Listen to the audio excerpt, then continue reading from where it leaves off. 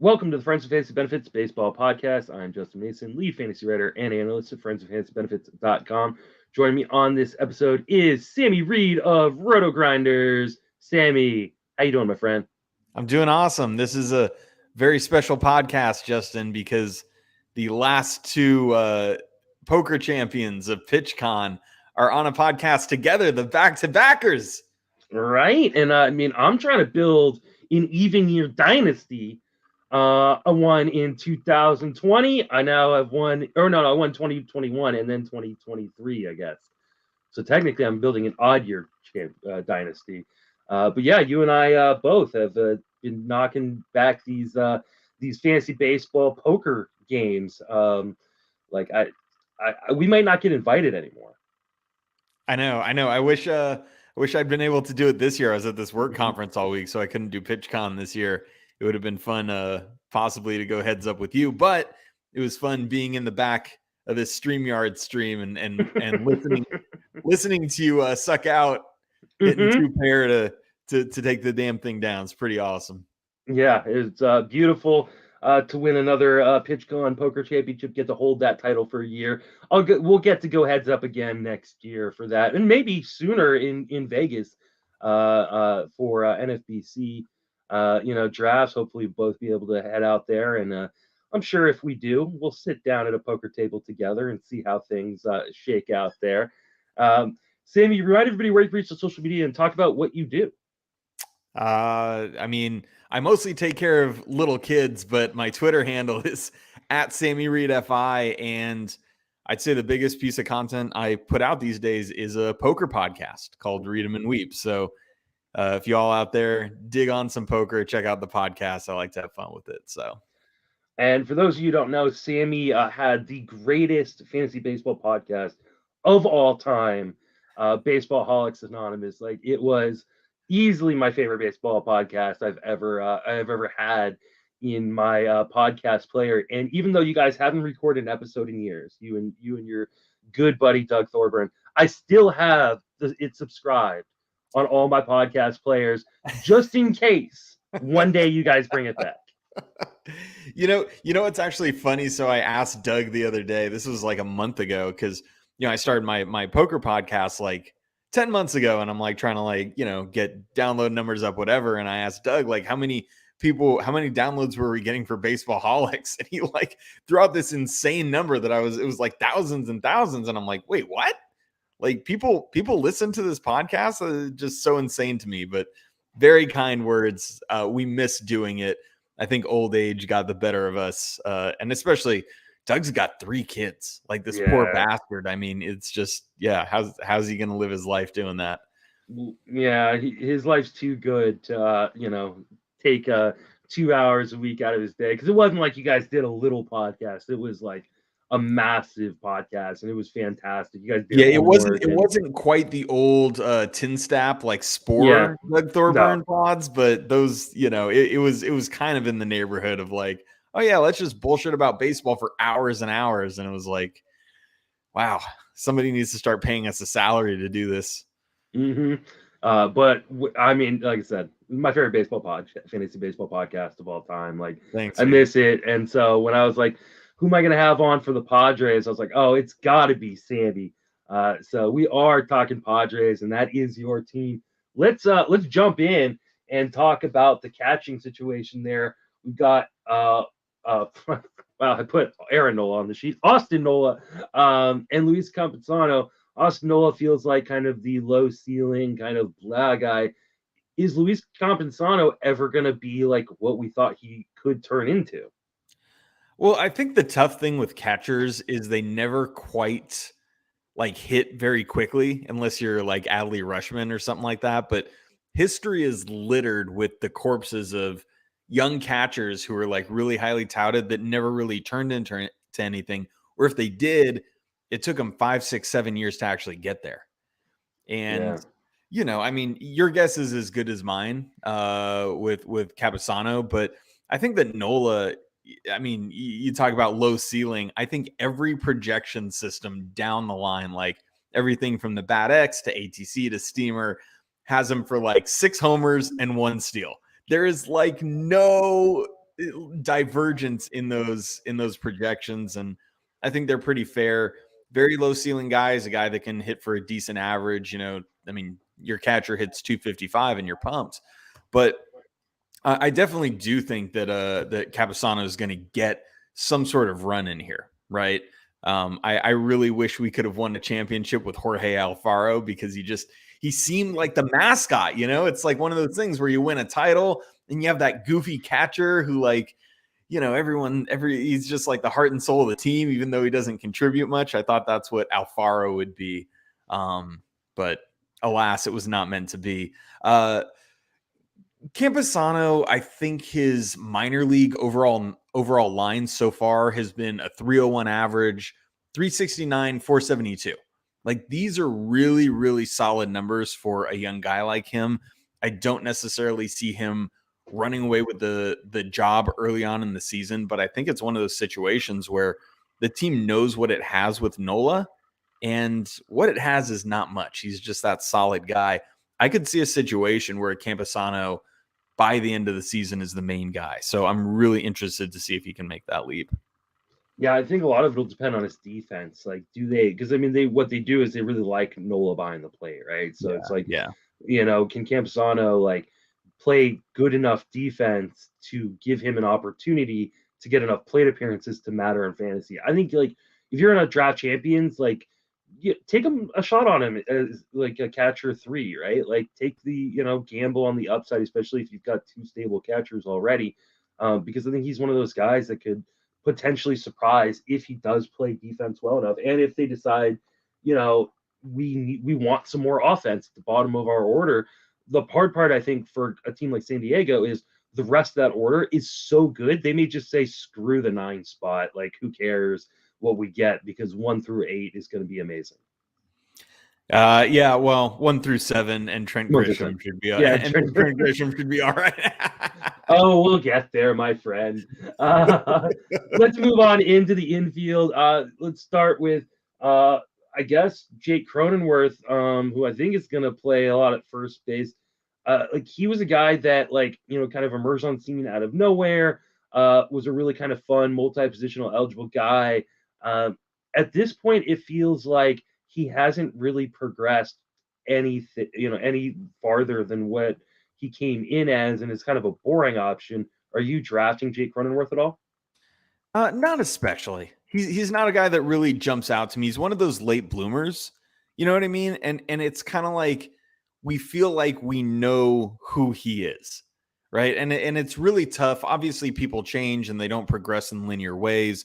Late bloomers can kind of take on different paths as guys who came up younger, but he's just kind of like that okay batting average guy, and a guy that can probably hit like high teens, low 20s home runs.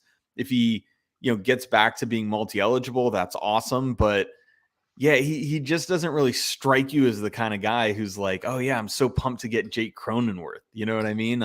He's solid, he's fine, but he's certainly not a guy. I don't really see the upside with him per se. Yeah, I'm right there with you. Let's talk about Ha-Seong Kim, though, because he's a guy that had like really high expectations coming over from Korea, because he was putting up some video game numbers over there. And I was really high on him when he came over. He had a rough transition, but really started to come into his own kind of at the end of last year. It looks like, at least starting off the season, he's got an everyday role, and he could potentially even lead off in front of like this massive top half of this lineup. Are you drafting Ha-Seong Kim? Not really.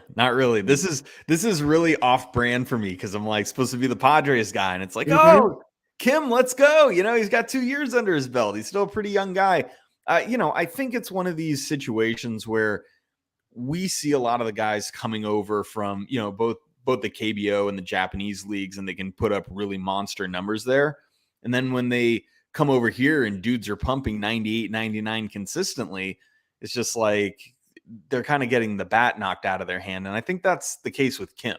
Now, Kim actually did do quite well last year, right? He hit like 251. He had double-digit homers, double-digit steals.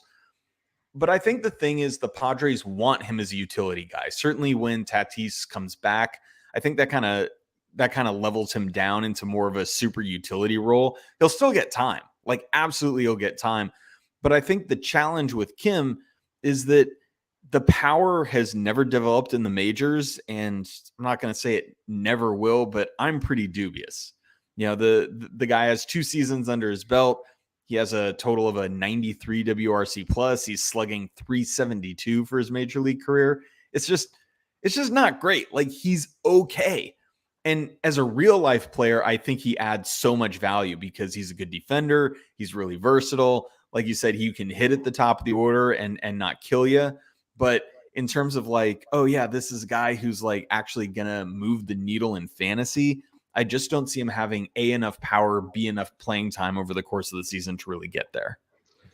I think he's going to have the playing time. Like, you know, Tatis is going to go out to left, right? It's not like he's going to stay in the infield. I think he's going to play every day for the most part. He may move around a lot still, right? Like, he may play some short and play some third, but I think he's going to play a lot of second base unless the Padres bring in a first baseman to move Cronenworth back over to second. But that just hasn't happened yet. So unless they bring in like I don't know, Luke Voigt, like I don't even know what first baseman, Yuli Gurriel maybe, like one of those kind of guys. Like I think he's going to get a shot to play every day, and I think he can be kind of an interesting accumulator. The question is, once Tatis comes back, where does he hit in this lineup? Because I have a really hard time believing they're going to like, you know, put Tatis at like 2 or 3 or 4 and then like move Bogaerts, the guy they just gave a shit ton of money to like down to 5 or 6. So they keep Ha-Seong Kim at the top of the lineup.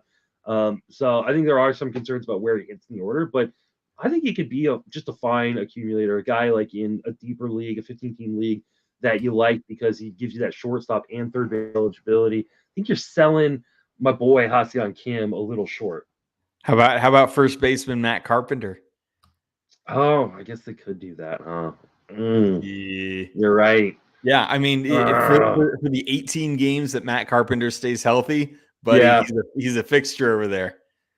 Oh man, I didn't even think about that. Well, if we end up re-signing Hosmer, I'm probably going to throw away all my Padres gears. Please, oh god, yeah, no, please don't. No, yeah. All right, let's move over to shortstop where they did get the big acquisition. They spent a lot of money to bring in Xander Bogaerts. I'm a little afraid of him from a fantasy perspective this year. He's a guy that, you know, is now moving from a nice little hitter's park to the Padres in Petco, which isn't such a great hitter's park.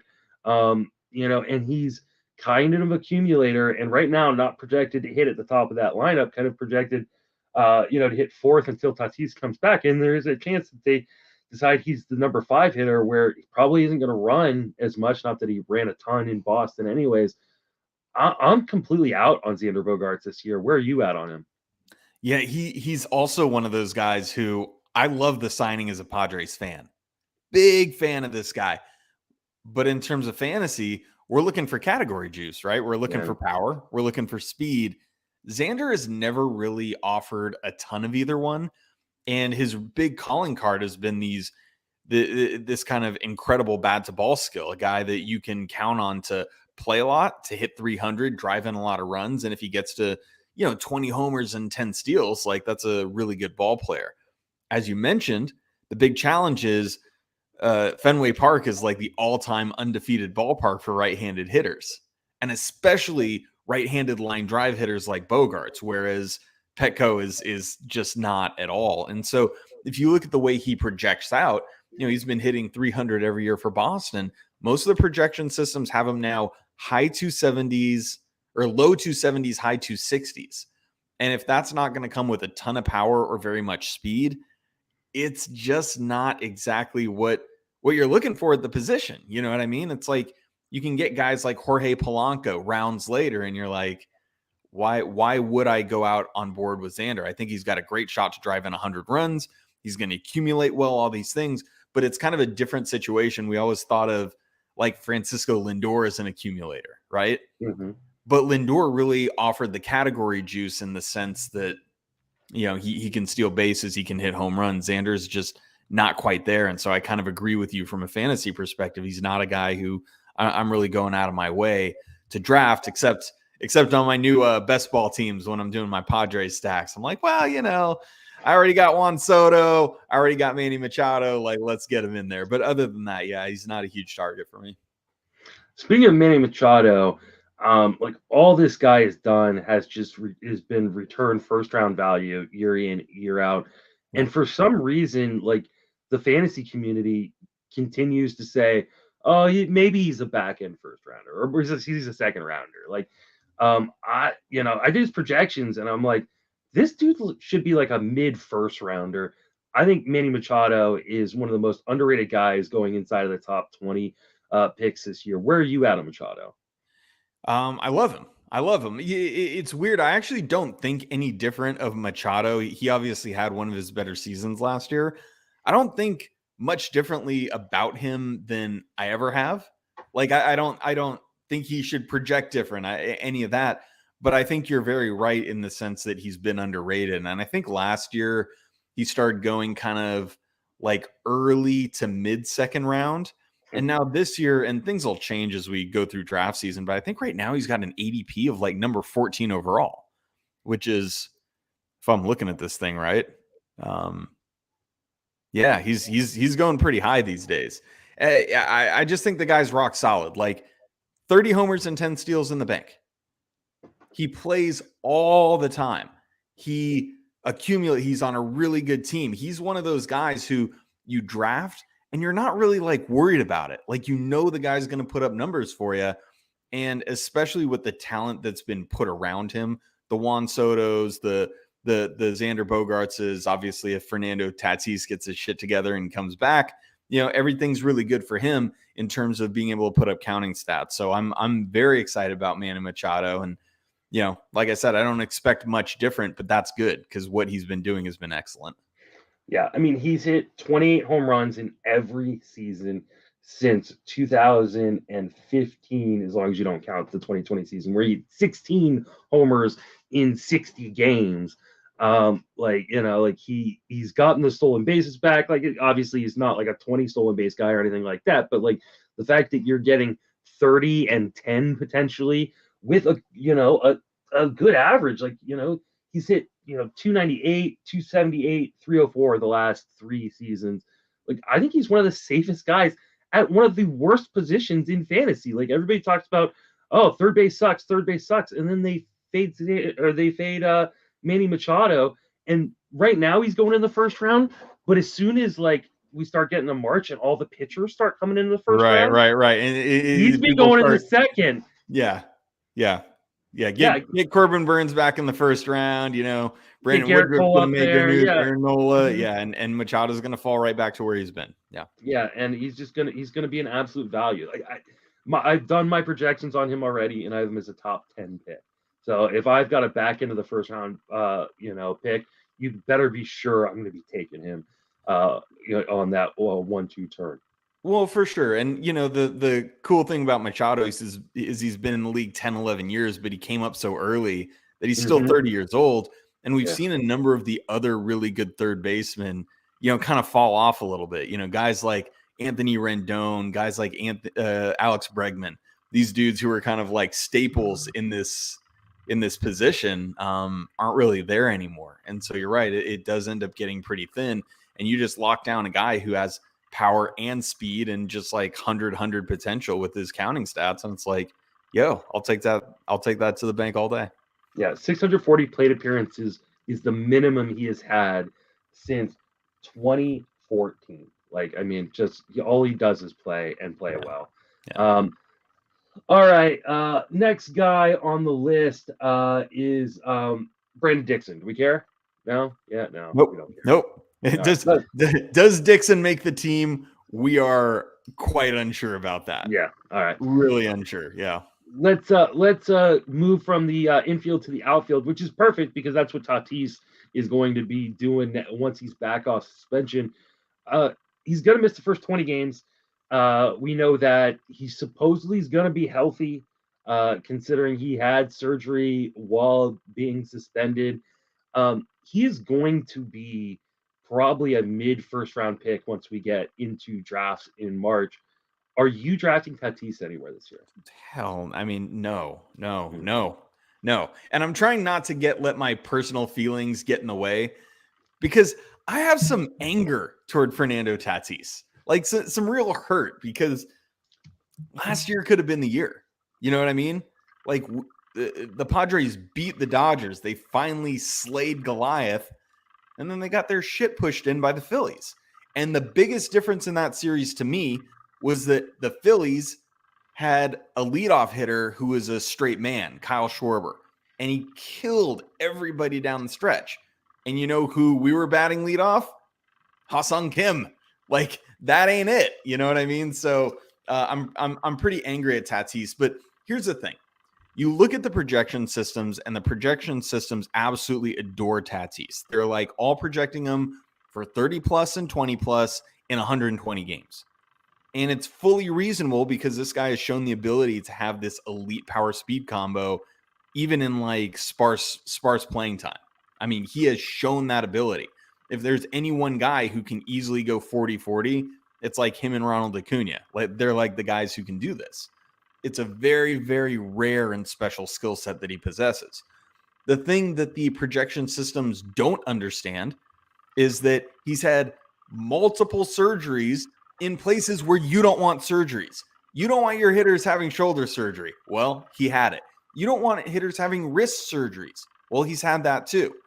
These are especially bad for players that you're counting on for power. And then add in the fact of the PEDs, we don't really know where that's going to lead, right? This guy's been excellent his whole career, but you don't really know what's going to happen when this guy's been taking PEDs and then gets off them. I just think there's so many question marks and so many things that the projection systems aren't really going to be able to tell you.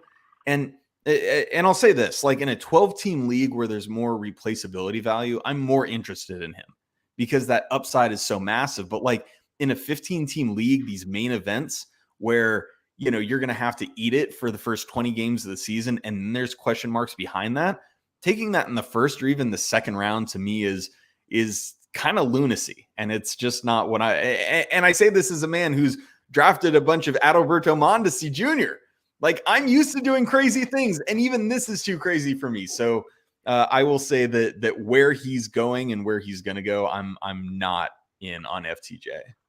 Yeah, you absolutely nailed it, right? 10-team leagues, go for it.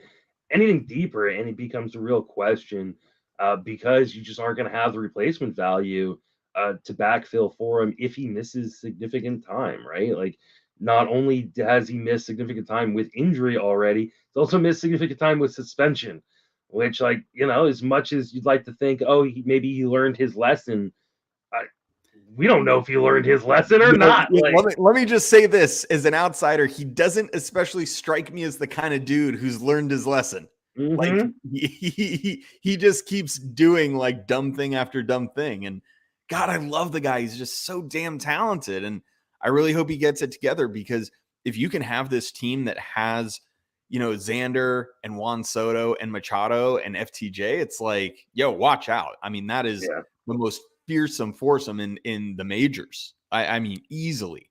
But he's got to get his shit together, man. He really does. Yeah. Speaking of Juan Soto, he had kind of a disappointing arrival to San Diego. Kind of struggled. I'm willing to just like kind of wash all that aside and go, you know what? Like, he had to deal with all the trade rumors, and then he had to go to a brand new team on a brand new coast, kind of learn everything over again, learn the park dimensions stuff. I think he's still the best pure hitter in baseball. I think he's going to be absolutely fine. I think we're going to have just a bounce back season from Juan Soto. Where are you at on your boy? I mean, this is my boy. Like, I cannot throw any shade at the guy. I mean, the thing that I hate is that we're really not getting that much of a discount. Like, he hit whatever 242 last year, and it's like, oh yeah, Juan Soto in the second, I'm just going to snap every share up, and he's not going in the second. Like, people are too sharp. They understand that he's not going to have a 249 BABIP, you know, this year. It's just so unlikely to happen. And yeah, I mean, the guy is such a Hall of Fame talent, and it's been so clear his entire career that I don't think anybody's worried about him at all. I don't think anyone's like, oh yeah, I'm not sure about Juan Soto. I think he was going like 5th or 6th last year. I think the last time I looked, he was going number 9. Yeah, he's going number 9 in drafts since the beginning of the year. Like there is no discount. You're getting him pretty much the exact same spot you were getting him last year. And I'll still pay for it. Like I don't have a problem with it. My first draft of the year, I was drafting from the 11th spot. I landed Soto, and then I took Vlad Guerrero in the 2nd round. I was like, this is how you start a fucking draft. Oh, buddy. Yeah, don't hate it, bro. Don't hate it. You get some pitching and watch out. I mean, that's it's just extremely hot. And Soto, it feels weird to say this about a guy who just hit 242, but like I feel like he's just got as high of a floor as any hitter. His hitting skill is so great that I think he's almost immune to failure. If like last year's his failure, I think you're fine. Yeah, absolutely. All right. Moving right along, we got to talk about Trent Grisham because he's one of those guys that I feel like a lot of people in the industry are Charlie Brown trying to kick the football with him. Like, he showed that such a great flash kind of in that first season and just has not been able to live up to that at all, much less get better or build upon that. Any hope for Trent Grisham? Well, I mean, yes and no. So I don't think that Trent Grisham is particularly that good, but the price is really nice now. I think he's, if I'm remembering off the top of my head, he's right around pick 300 now, something like this. And, when you're down there and you have a guy that has like legitimate, like double-digit home run and double-digit steal potential, I think it's fine. Like, I'm never drafting Trent Grisham, and I'm so pumped about it because he's not going to hit at the top of the order. He's going to get platooned in a lot of spots. He's not going to have a good batting average. Like, these things are all, I think, pretty well established. So I'm not like, just mega pumped on Trent Grisham, but I do think there's value in where he's going. I think, last year we were trying to get him I think he fell a little bit because he was hurt, but it's like, oh yeah, I got Grisham in the 10th. Well, what's way better than Grisham in the 10th? Grisham in the 20th. I'm way more pumped on that. So yeah, I'm not like super excited about him, but I think he's a guy that, like, if he's your 4th outfielder, 5th outfielder in those kind of spots, I'm actually all right with it. Yeah, I mean, he's going pick 320 in NFBC Draft Champions League since the first of the year. And I don't know, you can like listen, some of the guys he's going around, like he's sandwiched in between Oswald Peraza, who we don't even know that he has a job to start the season, and Jared Kelenic. And while I'm not out on Kelenic at the price, like, what has Jared Kelenic done at the major league level to say he's even as good as Trent Grisham at this point? I agree with you. I think you need to make sure your batting average is okay because he could be a batting average single. I also think he could be a 2010 guy this year, and that, it wouldn't surprise me at all. So, maybe he gets some BABIP luck, maybe he figures things out and doesn't get platooned quite as much, and he can accumulate his way into being viable. Like, even just being at the bottom of this Padres lineup is going to have value in itself because it's so good top to bottom. Yeah. All right. We talked about Matt Carpenter a little bit already. How much do you think he actually plays throughout the year? So if he stayed healthy, I actually think he's going to play a decent amount. That said, I don't really have a lot of faith that he will stay healthy. I don't think anybody will. He's another one of these guys that I don't think the projection systems are going to be able to accurately get a hold of. You know what I mean? Because he made these big adjustments in his comeback last year, and he had a really, really good year. And the projection systems don't really know if those adjustments are going to hold or not. You know what I mean? So it's kind of like, do you have faith or don't you? And I actually have a decent amount of faith in the skills of Matt Carpenter. I think he's been a really skillful player his entire career. And, the fact that he's made adjustments later in life and came back and had this really kind of incredible season last year when he played is really cool. The thing is, I think the Padres realize, and I think they, in an ideal world, him and Nelson Cruz are going to do a lot of platooning. Obviously they want to have Carpenter in there against right-handers, and he's not going to offer a lot of speed. And even though I think he hit for a pretty decent average last year, I don't expect that to hold very well. But I do think that when Matt Carpenter is in, whoever's rostering him is probably going to be pretty happy with it. I really do. Oh man, I really, we'll get to Nelson Cruz here in a minute. I really hope they don't platoon him. Like, just let old man Cruz cook. But I agree with you on Carpenter. I think he's going to play as long as he's healthy. Question is, how long can he stay healthy at that, at that kind of advanced age and with the amount of injuries he's had over his career. And like, I'm not super worried about, like, I think some people are going to be super worried about him leaving New York and going to a place like San Diego. But you look at like the home run, he would have had 14 homers if he had played all his games in San Diego. He only hit 15 last year. Like that's totally fine. Like I don't think the power is going to be an issue at all. For me, it's just about the health. Nelson Cruz, I think like he could have the potential to be the comeback player of the year in the National League. On my PitchCon panel tonight, when we were picking awards, I gave that award to Nelson Cruz. He's a guy who has always outperformed his age until last year, but he had an eye issue. He got that corrected in the offseason, got eye surgery. He can see again. I think Nelson Cruz shows everybody that he isn't washed. Where are you at on Nelson Cruz? I'm really looking forward to the Alex Chamberlain tweets. Yeah. This year for Nelson Cruz. He's washed. Because last year he was saying it and it was actually true, and that kind of sucked. Mm-hmm. Yeah. I mean, Nelson Cruz is he 43 this year? I think so. Yeah. I mean, I don't necessarily see Nelson Cruz being the TB12 kind of dude. Some of the things obviously to worry about with Nelson Cruz is last year, obviously he had this crap year, but it wasn't just like his numbers were bad. Like his StatCast stuff really took a hit. Like he had his worst exit velocity. He had his worst max exit velocity. The last 3 years, his WRC plus has fallen 166 to 123 to 85. Don't love all of that. That being said, I adore Nelson Cruz. I love Nelson Cruz. And I think that Nelson Cruz is in a spot where he's 43. You're not just going to put him at the 4th spot in your lineup anymore and just play him every day. And, oh, yeah, Nelson Cruz, he hits his 40 home runs. He's going to have to be managed a little bit. But that being said, I think he's kind of in a perfect spot to be able to do it. A team that's going to be able to kind of give him the time off, make those kind of things happen for him. I don't know if I'm in the Nelson Cruz is going to be the comeback player of the year, but I think he's definitely going to bounce back from last year. I think he's got a little bit of juice in his tank. Even talking about those career worst StatCast numbers, they still weren't that bad. Like they were still like solidly above average. So I think Nelson Cruz has a little bit going for him. You talked about the eye correction, seeing the ball, from what I understand in baseball, somewhat important. So it is very important. I'm no expert, but that's what I hear. So let's go Nelly Cruz. I'm cautiously optimistic on the kid.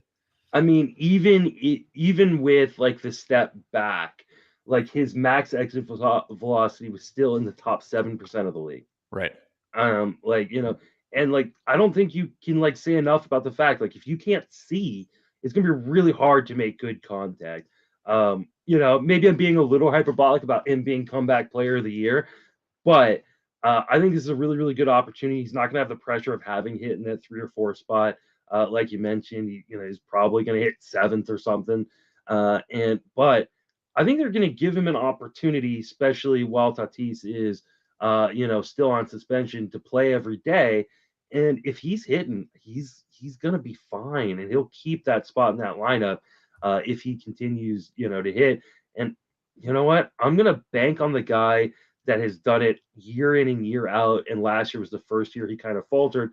Not to mention, I know a lot of people in the industry hate when people say, oh, he's free. He is free. He's going like pick 650 or something like that. Like he is absolutely free in drafts right now. He was free for the Padres too, man. 1 year, $1 million. Sorry, he's done he's going pick 553. So I mean, like, yeah, that's pretty close to free. Like if you get 20 homers and like 65 RBIs out of him without an average that kills you, It's a pretty big profit spot, TBH.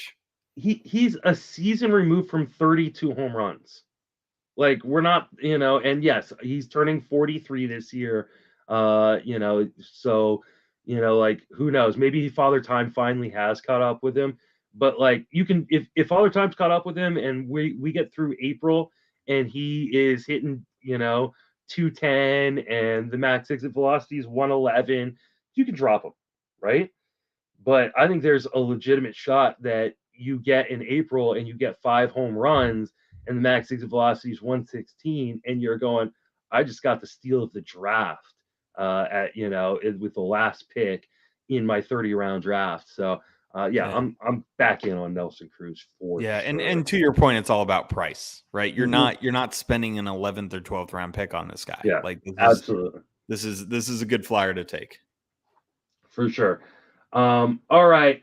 Do we care about like Adam Engel or anybody else on the offensive side of the ball?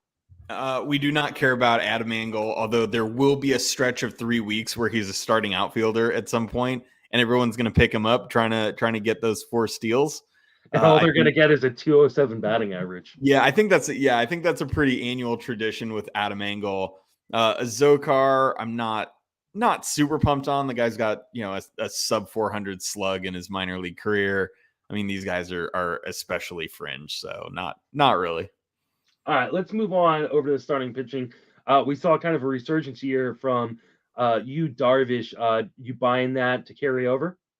Yeah, I've always been a Yu Darvish fan. There are a couple of worry signs.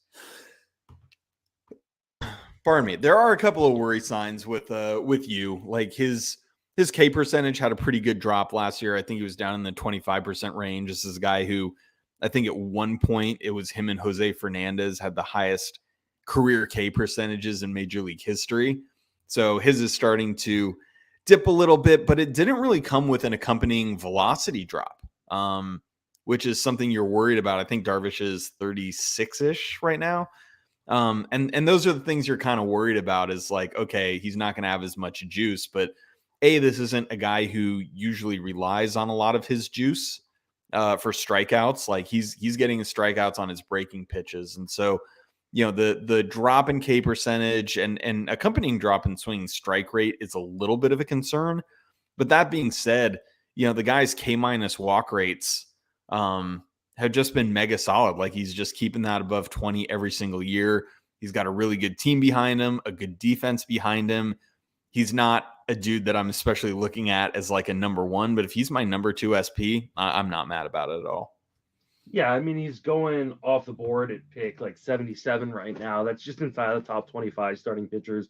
I have him as my number 25 starting pitcher, so I'm kind of like right there, maybe a little bit below the market. I think he's just rock solid, and he's a guy with amazing repertoire, knows how to use it, good park, a team that's going to win a lot of games, so he should win a lot of games. I don't think there's anything wrong with Yu Darvish as your number 2 starter, and I think a lot of other people are, especially as we start getting into these drafts in March, are going to start reaching on the guys they think can be the next Alek Manoah, the guys they think can be the next Shane McClanahan's, those kind of guys. Nick Lodolo, let's go. Yeah, they're going to go after the Hunter Greens, the Nick Lodolos of the world. I'll take Yu Darvish over those guys every day. Yeah. Like it's, it's just so much safer and just such a much smarter play. Joe Musgrove's a guy who I feel like is a little bit underrated, gets kind of isn't lumped into kind of like the ace tiers, on people's ranks and stuff. I think that's kind of a mistake. Yeah, maybe he isn't like the frontline ace that we thought he might turn into at one point, but I think he's just about as rock solid as you can be. You got any love for Joe Musgrove? I got all the love for Joe Musgrove, man. A ton of love for him. He's a different type of pitcher than Darvish, obviously, but he's also that guy where like if he's your SP1, you've messed up, but if he's your SP2, you're feeling pretty good. If he's your SP3 and you went heavy, you're pumped, right? Yeah. The thing about Musgrove is he's not a huge strikeout guy, right? He was a strikeout an inning last year. I think he got over 200 2 years ago. But he's that guy that's going to project around, 170 to 180 Ks. And that's not something that in this day and age where you're just like so excited about it. But the thing that you love about Musgrove is the whip, right? This guy is just so good with his control and command. Again, he gets the same good defense behind him that Yu Darvish gets, and the benefit of a good park and, good offense behind him, etc. But he's just that guy who, like, I feel like he's got a very low chance of screwing you. And I like that with pitchers because I tend to draft a lot of pitchers that end up screwing me, and I need to fix that. But Joe Musgrove is just that guy who, like, his floor is extremely, extremely high, and there's a lot of value in that, especially in the formats like the deeper league formats, right? The main events, the 15-team leagues. He might not be a guy that I really go after in those 10 or 12s because the upside is just like, it's not as great as some other pitchers in that spot. But like when you're looking for guys who can give you 180 solid innings and you feel super confident about it, I think Joe Musgrove's absolutely that guy.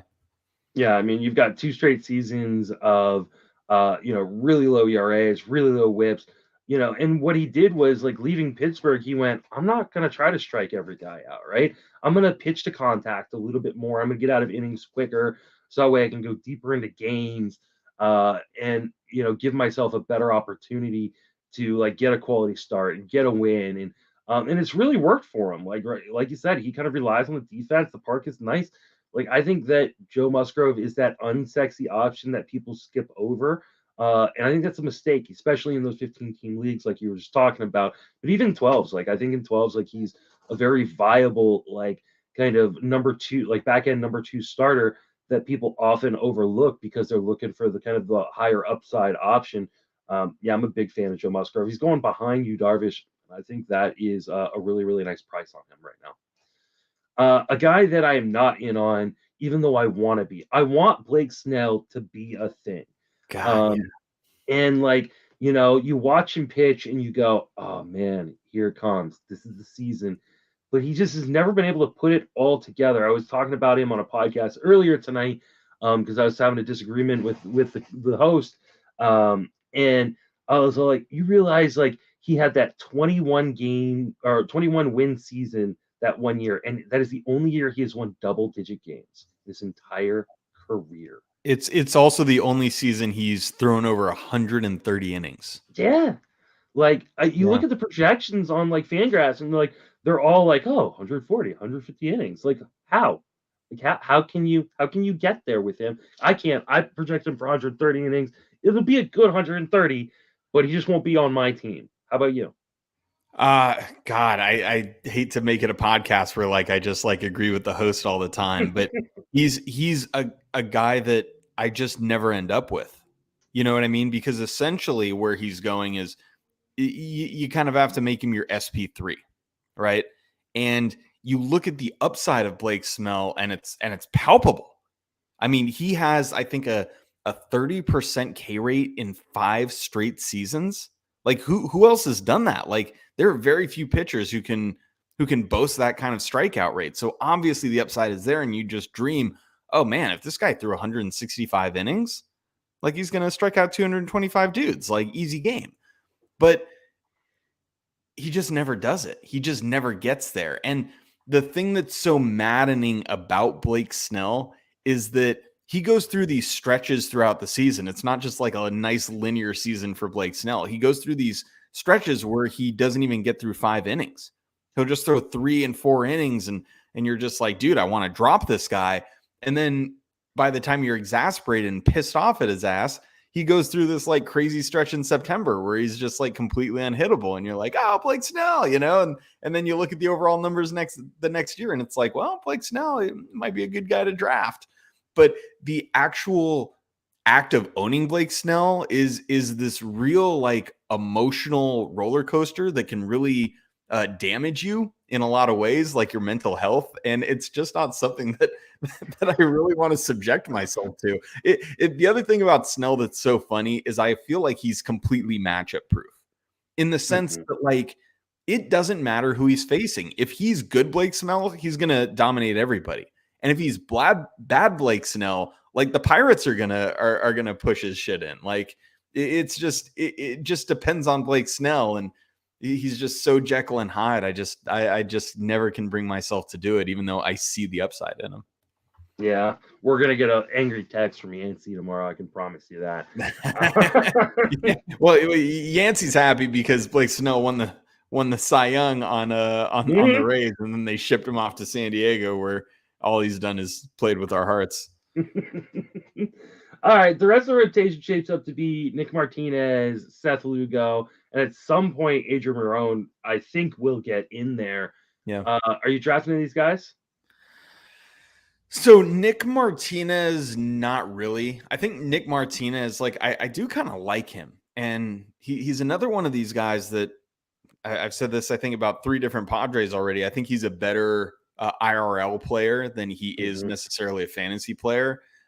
His strikeout rate is just so low. And the other thing is he's not going to pitch a ton of innings. Like, he's not a guy that San Diego is interested in getting out there for 6-7 innings a start. Like, it's just not him. He's a guy that can fill a lot of roles. I would not be surprised if San Diego adds a starter at some point throughout the season and brings Nick Martinez to that like fireman role, that kind of multi-inning relief role. Some guy, he can set up. He can do a lot of different things, and I think he's solid. But as far as like a fantasy asset, I just think his upside, his whip's too high and his K percentages are too low. I think Lugo is more interesting because I think he's got a really strong skill set. He's kind of been jerked around between the rotation and the bullpen in his New York days. I think the guy's got plenty of talent.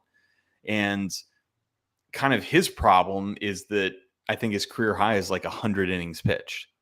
So, I think he's going to be on rosters and I think he's going to be useful. But when you like look at the totality of his season, I just don't think he's a guy that you can project for like, oh yeah, he's in the rotation. Yeah, he'll throw 130 innings. Like, I don't think that will happen, but he will be a spot starter. He will be a fill-in for people that have injuries. And I think he'll pitch pretty well. And then as far as Morejon goes, the kid's obviously got talent. I worry a little bit about his strikeout upside, but he's still so young that like it could happen. I think the thing about Morejon that I really like, A, he's left-handed, but B, he's had basically a 3.5 to 1 strikeout to walk ratio in both the minors and his time in the majors. So the kid can pitch. But I think the issue with all these guys is going to be volume, and I don't think you can really project any of them for like any sort of legitimate volume to the point where you're going to count on them for your fantasy team. But I guarantee you they will all be on rosters, the back ends of rosters throughout the season. Yeah, I couldn't agree with you more on all these. I really want Adrian Morejon to get a shot, but I just don't know that it's going to be this season. I like Seth Lugo. I think Seth Lugo is a good pitcher, but like you mentioned, his highest innings pitched was 101.1, and those were back in 2017, 2018. He hasn't even started a game in the last 2 seasons. Like, I don't know how you project him for like more than 110 innings. Yeah. And Nick Martinez, again, I like him as well, but again, I just don't know. I think they lured him back with the promise he was going to start. So I think they're going to give him a chance. I just don't know how he's going to hold up for a whole season in that rotation. I think some point he moves back into the bullpen, and like you said, they bring in another starter somewhere along the lines. Yeah. All right. Josh Hader had 36 saves last year. If I told you at the beginning of last season that he was going to have 36 saves, you were going to be like, oh yeah, Josh Hader in the second round. Like, I took Josh Hader in the second round of my main event. Josh Hader also torched my ratios in my main event, going from like, hey, first half looking great. Second half, oh my God, what the fuck just happened with my ratios? I feel like the floodgates happened in a game against the Giants. It was right? I was watching the game. We have a projector outside, and it was the first time I ever set up the projector for the Giants game, put it on, and I'm going, at that point, I am first place in my main event league. And I am like texting Scott Genstad, who's in second place, and I'm all like, oh man, it's gonna be a battle, you and me. And he proceeds to give up like a grand slam, and then like more runs after that, and then he just never got completely right the rest of the way. the price is not much of a discount this year on Josh Hader. Are you buying back in? So I never really pay that kind of price for closers anyways. I mean, there's been a huge debate in the fantasy community the last couple of years about hashtag team early closer. And the way that I kind of approach closers is in DCs. I will draft them early because I think there's a lot of value in not in freeing up your roster spots later instead of speculating on saves, to use those roster spots elsewhere, because having deep teams is just so important. And obviously you can't pick up closers off the waiver wire. So I do think in DCs, the idea of taking ace closers early has a lot more merit, but in managed leagues, I just don't really tend to do it. For those that do believe in team hashtag early closer, I think Hader's season last year really encompassed the reason why team early closer is a volatile asset. And it's because these guys pitch 50 to 60 innings a year, right? You have 2 or 3 blow up outings. You have a 3.50 ERA, or, in Hader's case, a 4.50 ERA, and your season looks like shit. It's just also very, very fickle. That being said, I don't necessarily think that Hader's skills have degraded by any stretch. I think, his strikeout rate was down a decent amount, and that's a little cause for worry. But he was another guy who his velocity didn't suffer. It's not like the guy had dead arm and he was out there throwing 92 miles an hour or anything. And also these things in these small samples, I'm much more worried if a guy's K rate drops, 10 points if he's throwing 200 innings rather than 50. And his K rate dropped, but it dropped to 37%. Like, it's still that's still really good. So I'd say I'm not really worried about Hader. I'm not worried about him. So if you want to draft him early, I'm into it. It's just not something I'm going to be doing. Yeah, I mean, a lot of the damage came in 2 games. He had 2 outings where he gave up 6 runs at San Francisco on July 15th, 3 home runs in that game. And then he gave up 6 runs on August 28th at Kansas City. Like, while his 5.22 ERA was disastrous for fantasy teams like mine, he had like a 2.98 SIERA. He just had a couple bad outings. Like you said, a couple bad outings for a guy who's only going to pitch 60, 65 innings is going to ruin your season. He's going in the top end of the 3rd round. I am team early closer. I've got no problem doing it because you're going to pay for saves one way or another. You're either going to pay for him at the draft table or you're going to pay for him in season. And I would much rather have that fab money to spend somewhere else in season. So I don't mind paying the price for him. We also have to remember, like, baseball players are humans too. And he had an off the field issue with his wife being pregnant and it being a high risk pregnancy, and there being issues with the child and stuff like that. Like, and then he was getting traded. Like, there were a lot of things going on that weren't part of the baseball part of his world that distracted him.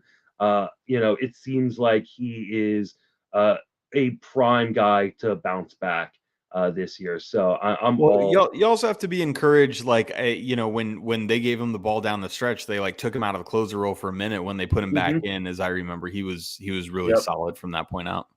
Yeah. You look at what he did from pretty much that Kansas City outing on August 28th, you go from after that on, he gave up 1 earned run the rest of the season. He was electric. He was fine the rest of the season. I think he's going to be fine. And I think he is well worth the price if you are part team early closer like I am. Yeah. Let's say something happens to Josh Hader. Who's next guy up? I think probably Suarez. Yeah. I think Suarez. I mean, he's a guy that they kind of they turn to in a number of spots. He had closing experience back in the Mexican leagues, and then last year, he kind of, I think it was him who had the kind of, he was supposed to be the closer at the beginning, right? Mm-hmm. And everyone was pumped on him, and then he blew it in his first outing. But then that was Suarez, right? I'm not remembering this wrong. Yeah, okay. Yeah, that's exactly right. Because I took him in my main event league, and I'm all sweet, I've got a closer in Robert Suarez. And then like a week later, they traded for Taylor Rogers. I was like, right. I don't have a closer in the main event now. Yeah, that was a tough scene. But, Suarez, I think he ended up, with like a 32% K rate. And he was the guy that they really trusted in big, high leverage situations. So I don't see a reason why he wouldn't, unless, he just falls apart, which happens to relievers. I'd feel pretty confident that as the bullpen stands right now, he'd be the next guy up. And I mean, they made a point of giving him a 5-year, $46 million extension. Yeah. In the offseason. Like he was the top priority for them even before they made any of the other big moves that they've made. He was the kind of the priority of like, hey, this is the guy that we want to make sure we get locked down to kind of keep this bullpen intact. So yeah, if something happens later, Robert Suarez clearly first man up. Sammy, thank you so much for joining me. I really, really appreciate it. Dude, you're welcome. You're welcome. This was super fun. Like I said, just two pitcherless poker champions bullshitting about baseball. Always a fantastic time, my friend. I can't wait to get together with you again. You and I got to hang out for the last games of the season.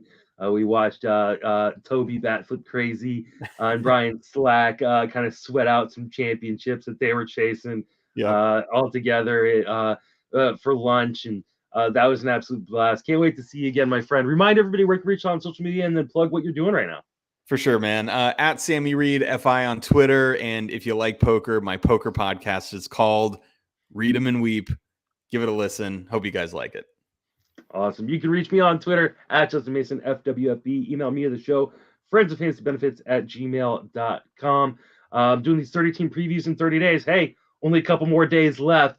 Going to be wrapping this series up pretty quickly, and I can have my life back for a little bit. TGFBI signups go through the end of the month. Make sure you get signed up for that. And I'm ranked daily at Fangraphs on the Sleeper and the Bus podcast, TGFBI podcast, obviously this podcast as well. And Podpalooza is coming up at the end of February. So get ready for that. We're going to be talking a lot about that coming up, as well as TGFBI drafts kicking off in the end of February as well. For Sam and myself, thanks for listening. Have a fantastic baseball offseason.